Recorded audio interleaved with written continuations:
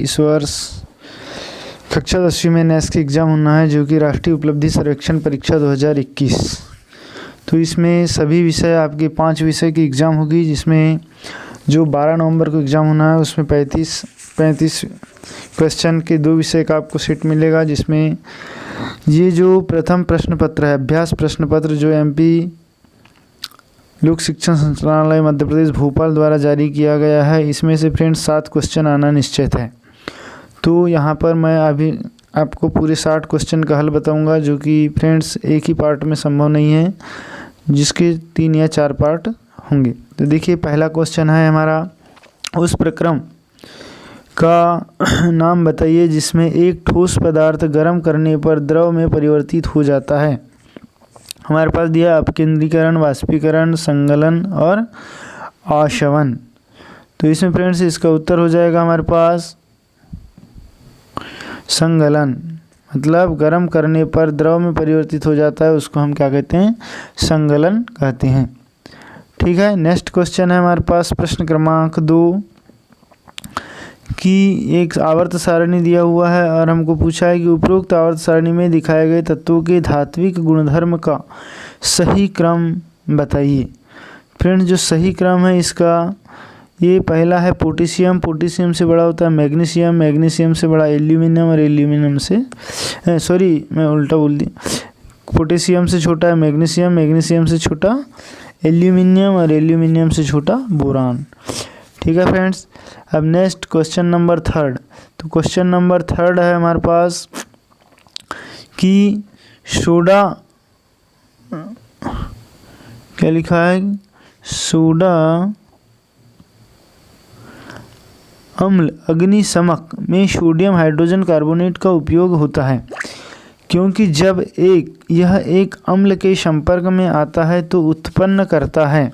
तो फ्रेंड्स, ये जो है उत्पन्न करता है, क्या उत्पन्न करता है, हाइड्रोजन गैस या कार्बन मोनोऑक्साइड गैस या कार्बन डाइऑक्साइड गैस या ऑक्सीजन गैस।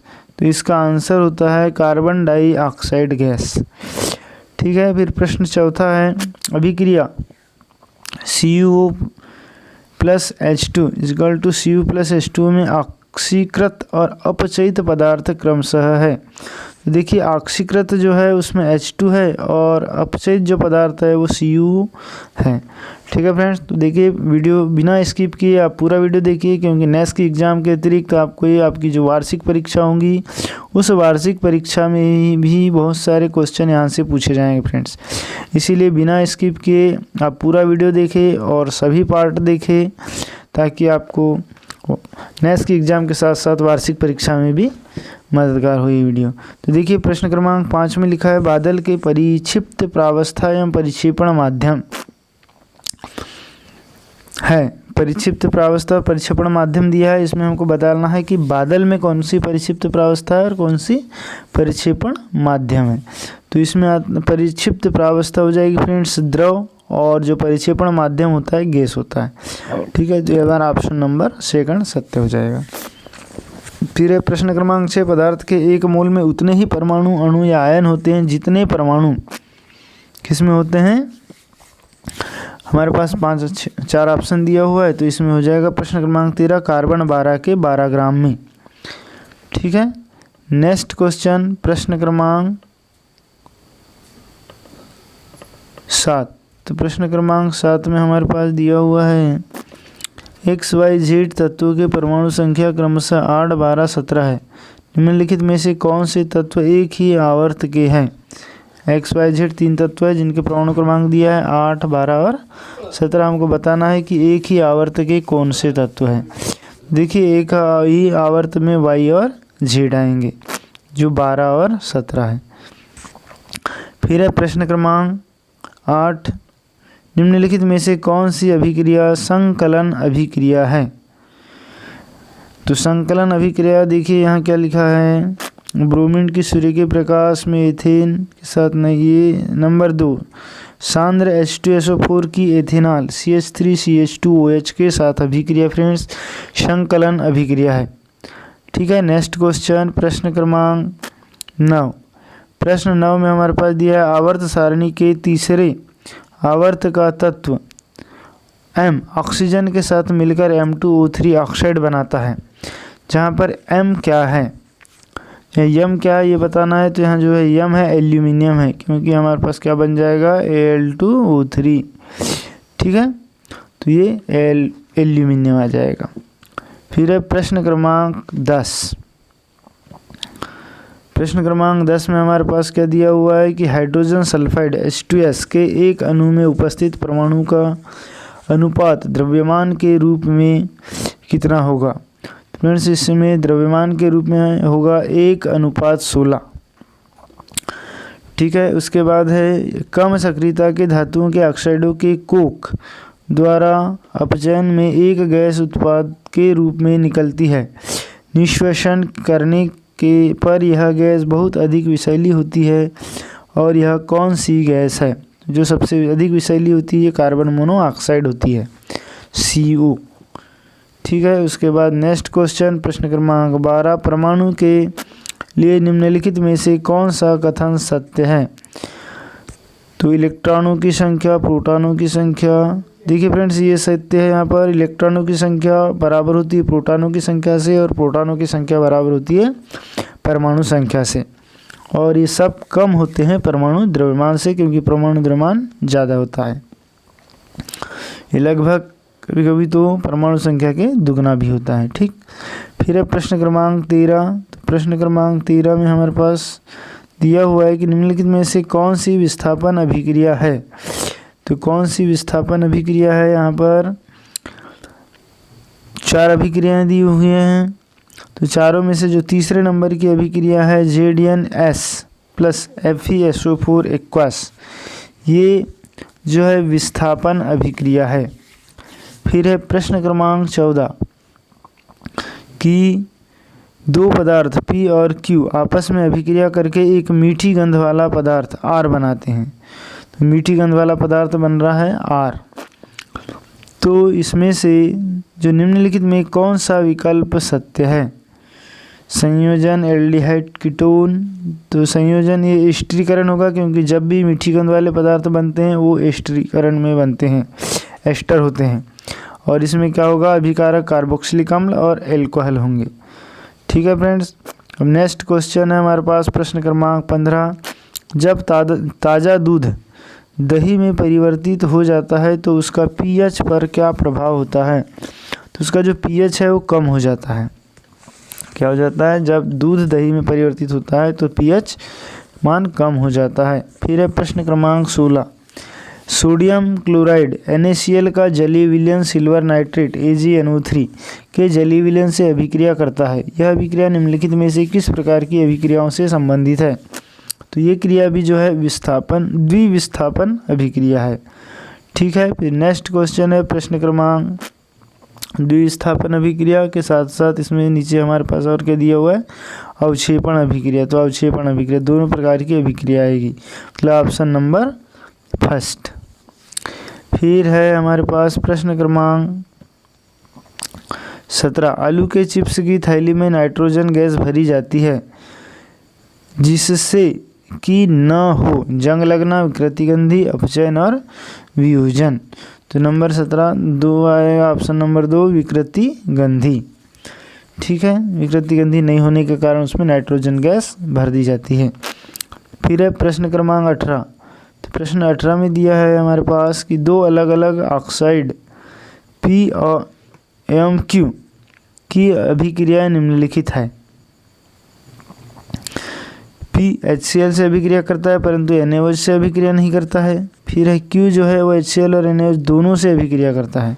तो उपरोक्त अभिक्रियाओं के आधार पर कौन सा कथन सत्य है। P उदासीन क्षारक है, P उभयधर्मी अम्लीय है, P अम्लीय, Q क्षारक है, P क्षारक एवं Q उभयधर्मी है। तो देखिए Q की दोनों के साथ अभिक्रिया है तो Q उभयधर्मी है, और इसकी NaOH से क्रिया नहीं हो रही है, P की HCl से क्रिया हो रही है, तो ये क्षारक है।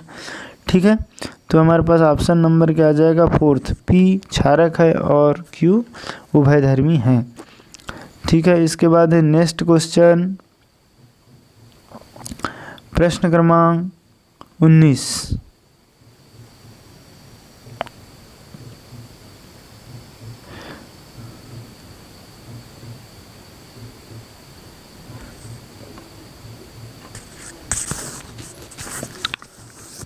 आर एक सफ़ेद पदार्थ है जो कि केक बनाने में उपयोग किया जाता है।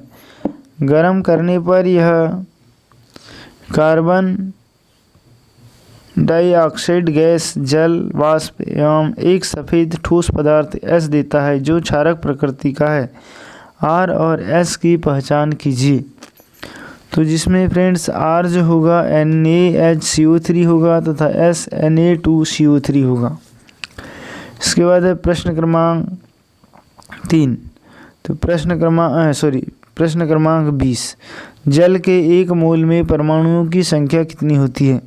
तो जल के 1 मोल में जो है 6.023 × 10⁻23 की घात होती है, मतलब ऑप्शन नंबर 1। फिर है प्रश्न क्रमांक 21। अत्यंत विषैली गैस ओजोन को आवश्यक माना जाता है क्योंकि यह हमें वायुमंडल के ऊपरी स्तर पर अल्ट्रावायलेट मतलब पराबैंगनी विकिरणों से रक्षा करती है। फर्स्ट है हमारा सत्य हो जाएगा। ठीक है, इसके बाद है प्रश्न क्रमांक 22। रहमान ने 2 परख नलियों में ताज़ा तैयार चूने का पानी लिया और इन पर क और ख चिन्हित किया। उसने क में स्ट्रॉ मतलब तरल पदार्थ पीने की नली और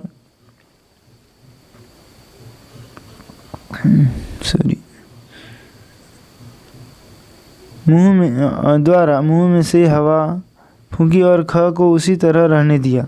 कुछ मिनटों के पश्चात क के चूने का पानी दूधिया हो जाता है। इस क्रिया के द्वारा रहमान यह प्रदर्शित करता है कि, अब क्या प्रदर्शित करेगा? तो इसमें हमारे पास आ जाएगा कार्बन डाइऑक्साइड की उपस्थिति, मतलब ये निश्वासित वायु में कार्बन डाइऑक्साइड होती है, क्योंकि जब पानी का रंग दूधिया हो जाता है तो उसमें कार्बन डाइऑक्साइड की मात्रा होती है, इसीलिए वो दूधिया हो जाता है। ठीक है, फिर प्रश्न क्रमांक 23 कि हमारे मुख में जो तरल स्रावित होता है और भोजन में मिलकर उसे चिकना व आसानी से निगलने वाला बना देता है वह है, तो वह फ्रेंड्स लार है। ठीक है, फिर प्रश्न क्रमांक 24 कि अग्नाशयिक मतलब पैनक्रियाटिक एंजाइम की पहचान कीजिए जो प्रोटीन के पहचान में सहायक है। तो प्रोटीन के पहचान में जो सहायक है वो है ट्रिप्सिन, यह पैनक्रियाटिक एंजाइम है ट्रिप्सिन। फिर है 25 प्रश्न क्रमांक, मनुष्य का सामान्य प्रकुंचन तथा अनुशीतलन दाब क्रमशः है। तो प्रश्न 25 का हमारे पास आ जाएगा फर्स्ट 100 mm Hg, नहीं ये गलत हो गया, 80 mm Hg और 120 mm Hg, ऑप्शन नंबर 2। ठीक है फ्रेंड्स, उसके बाद है प्रश्न क्रमांक 26। तो 26 में एक सेकंड फ्रेंड्स, ये प्रश्न क्रमांक 25 मनुष्य का सामान्य प्रकुंचन तथा अनुशीतलन दाब, मतलब प्रकुंचन सामान्य प्रकुंचन मतलब उच्च और अनुशीतलन मतलब निम्न। ठीक है, तो ये हो जाएगा हमारे पास 120 mm Hg तथा 80 mm Hg। ठीक है, उसके बाद है प्रश्न क्रमांक 26। तो प्रश्न क्रमांक 26 है गमले में लगे पौधे की समस्त पत्तियों की दोनों सतहों पर वैसलीन लगाने पर निम्न में से कौन सी प्रक्रियाएं प्रभावित होगी?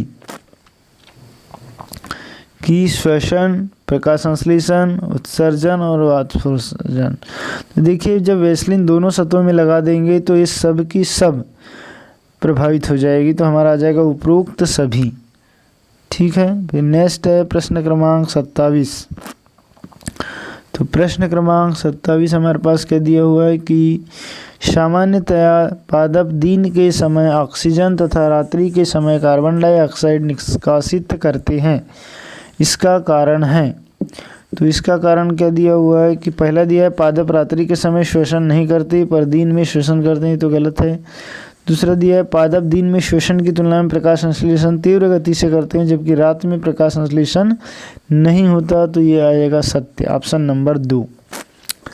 ठीक है फ्रेंड, प्रश्न क्रमांक 28 में दिया है क्या होता है जब सूक्ष्म जैविक संक्रमण के कारण जाइलम पोत मतलब जाइलम वेसलस और पादप की वाहिकाएं अवरुद्ध हो जाती है। तो इसमें हमारे पास दिया है भोजन का पत्तियों से जड़ के लिए स्थानांतरण नहीं हो पाता, ये भी नहीं होगा। फिर भोजन का जड़ से पत्तियों के लिए स्थानांतरण नहीं हो पाता, ये भी नहीं होगा।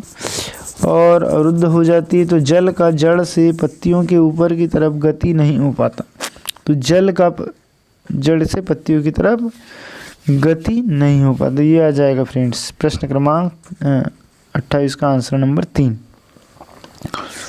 फिर है प्रश्न क्रमांक 29, साधारण सपाट एपिथीलियम जिसकी झिल्ली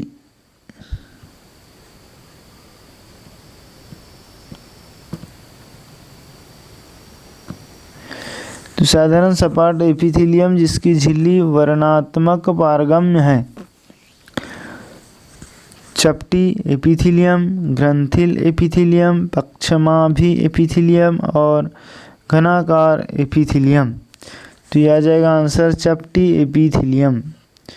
ठीक है। फिर है प्रश्न क्रमांक 30, मनुष्य में निषेचन एक ऐसी प्रक्रिया है जिसमें नंबर 1 नर तथा मादा जनन कोशिकाएं आपस में मिलती है। नंबर 2 युग्मनज गर्भाशय भित्ति के साथ जुड़ता है। नंबर 3 मादा बच्चे को जन्म देती है। नंबर 4 अंडाशय से अंडा विमुक्त होता है। तो इसमें आ जाएगा नंबर 1 कि नर तथा मादा जनन कोशिकाएं आपस में मिलती हैं।